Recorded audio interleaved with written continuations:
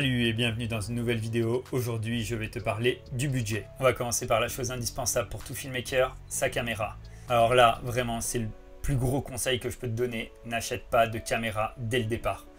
Ce que tu dois faire, c'est en louer une pour déjà essayer, voir si la caméra te plaît, si l'ergonomie te plaît, si la façon dont sont construits les menus te plaisent aussi.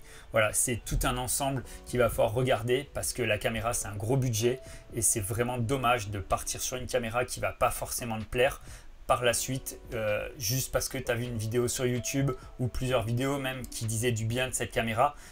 Elle est peut-être très bien, mais peut-être qu'elle ne va pas te convenir à toi. Donc vraiment, la première chose, tu essayes une caméra, tu la loues, tu peux la tester, tu vas pouvoir voir si vraiment tout te convient et à ce moment-là, pourquoi pas l'acheter. Allez, on passe au budget. Alors, je ne vais pas te dire il faut mettre 5 000, 10 000, 1000. Je ne peux pas choisir le budget à ta place. Par contre, je vais t'aider à constituer un budget par rapport à ce que tu dois utiliser. Bien sûr, on a une caméra, mais il y a beaucoup d'accessoires à avoir. Il y a les optiques, il y a tout ça. Je te détaille la suite dans le reste de la vidéo. Mais voilà, le budget, il est global. Donc, fais attention. Dépense pas tout dans une caméra, les accessoires sont aussi importants que la caméra. Pour la caméra, je vais pas te dire prends un Canon, prends un Nikon, prends un Sony. Aujourd'hui, tout se vaut. C'est vraiment à l'appréciation de chacun, si l'ergonomie te plaît, si le choix des menus sont bien faits pour toi. Voilà, ça c'est vraiment personnel. Les teintes, chacune va avoir sa petite signature, mais je peux pas te dire prends ça ou ça comme caméra. Tu vas prendre la caméra qui te plaît à toi, qui est adaptée à tes besoins aussi. Ça, c'est vraiment très important. Donc, un budget pour la caméra. Deuxième poste, les objectifs. Et pour moi, c'est le point essentiel, car les objectifs, si tu ne changes pas de marque, bien sûr, tu vas pouvoir les garder des années. Moi, j'ai des optiques, elles ont plus de 10 ans. Et c'est vrai que d'avoir investi vraiment dans des super optiques dès le départ, aujourd'hui, je ne regrette pas parce que je les utilise encore. Elles sont toujours bonnes, surtout en vidéo, où on ne nécessite pas forcément des dernières fonctions d'autofocus ou quoi. Donc, c'est top. J'ai vraiment un parc d'optique qui est super. Vraiment, je m'en plains pas. C'est un super investissement. Donc voilà, conseil, prends les meilleures optiques que tu puisses par rapport à ton budget. Si vraiment tu as un budget à mettre, c'est vraiment dans les optiques où tu mets le maximum parce que tu sais que tu vas les garder dans le temps. Troisième point, et c'est un peu la même réflexion que les objectifs parce que la plupart, je les ai depuis des années et ils me suivent partout. Je les change de temps en temps quand il y a des nouvelles choses qui sortent, mais c'est vrai que j'ai vraiment beaucoup de vieux accessoires. Je vais prendre tous les accessoires que j'utilise point par point et je te les mettrai tous en description de la vidéo. Le premier, je nommais le sac à dos. Le sac à dos, il doit être ergonomique et confortable. Confortable pourquoi? Parce qu'il est sur ton dos et ton dos, c'est ton capital santé. Si tu n'as plus de dos, tu ne pourras plus mettre de sac dessus. Donc vraiment, fais attention, choisis un bon sac. Petit accessoire très utile, le lens pen.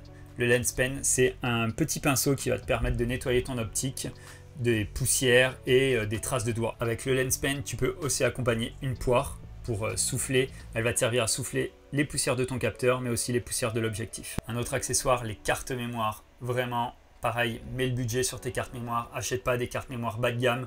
J'ai des potes qui ont eu des vidéos entièrement supprimées parce que les cartes mémoire ont lâché.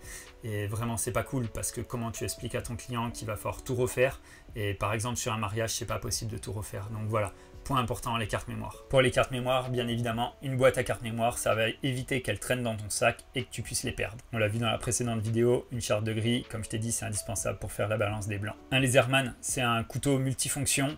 Pourquoi un laserman? Parce que c'est garanti à vie, donc tu n'auras aucun souci, tu vas le garder sur des années. C'est un petit investissement de départ, mais vraiment, c'est le top du top. Une lampe frontale.